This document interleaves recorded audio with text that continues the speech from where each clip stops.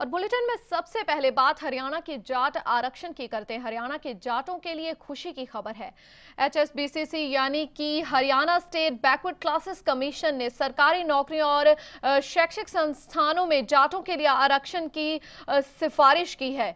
यही नहीं, कमीशन ने जाटों के अलावा जट सिख, रोड्स, त्यागी और बिश्नोई को भी नौकरियों और शैक्षिक संस्थानों में आरक्षण की वकालत की है। कमीशन ने इन सभी जातियों को इनके सामाजिक, आर्थिक और शैक्षणिक स्तर के पिछड़ेपन को देखते हुए आरक्षण की सिफारिश की। इस रिपोर्ट को सरकार के पास पेश किया जाएगा, जिसके बाद उसे ही इस पर आखिरी फैसला लेना होगा। सरकार ने आरक्षण के मसले पर सांगवान कमेटी का गठन किया था। कमेटी ने पूरे राज्य में 16 जातियों के करीब 50,000 घरों का दौरा किया। जाटों के विरोध प्रदर्शन के बाद सीएम हुड्डा ने HSBCC का गठन किया था, जिसके बाद जाटों को आरक्षण मिल सकता है। कमीशन अपनी रिपोर्ट पेश कर दी है, जिसमें जाटों के अलावा और 4 जातियों के लिए आरक्षण की भी मांग की गई है।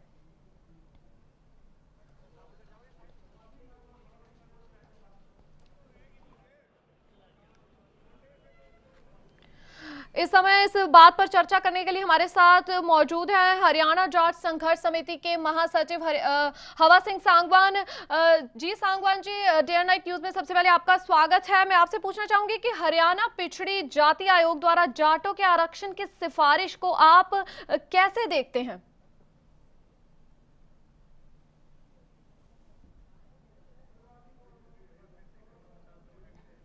तो जाटों को आरक्षण मिल सकता है।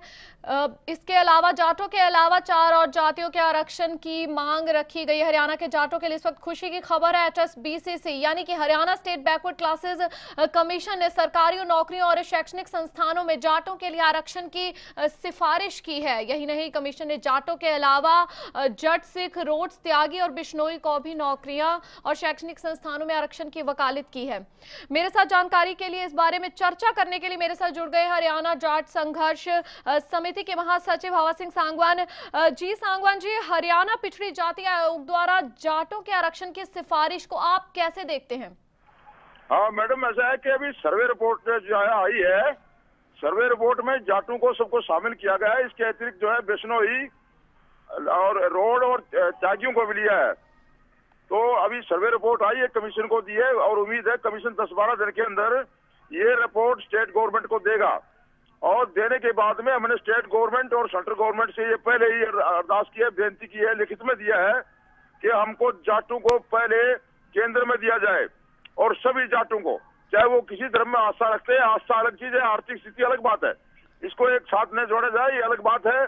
किसी आदमी की कहीं आस्था हो सकती है, एक आदमी 3 दिन में आस्था बदली कर सकता है, उससे कोई फर्क नहीं पड़ता। लेकिन हम जाटों की स्थिति पूरे भारत में, उत्तर भारत में, J&K, पंजाब, कहीं भी चले जाइए एक स्थिति है। गांव में जाटों के पास जमीन नहीं रही है। जाट जो है गाय भैंस पाल के गोबर डालते हैं, सुबह शाम तक कोई काम नहीं है, बहुत दुखी है, बहुत गरीब है।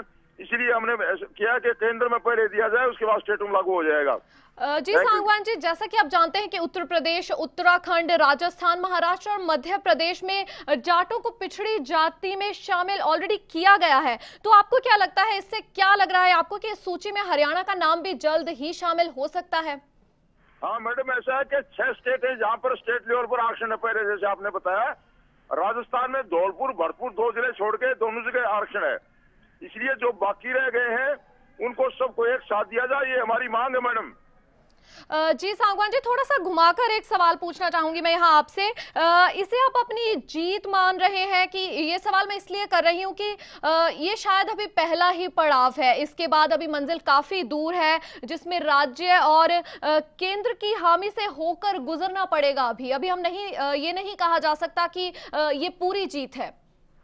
हाँ बिल्कुल मैडम, जीत की बात तो इसमें कोई नहीं है। ये तो मांग थी हमारी, जीत की कोई लड़ाई ऐसी नहीं है हमारी, जीत की लड़ाई की सरकार से।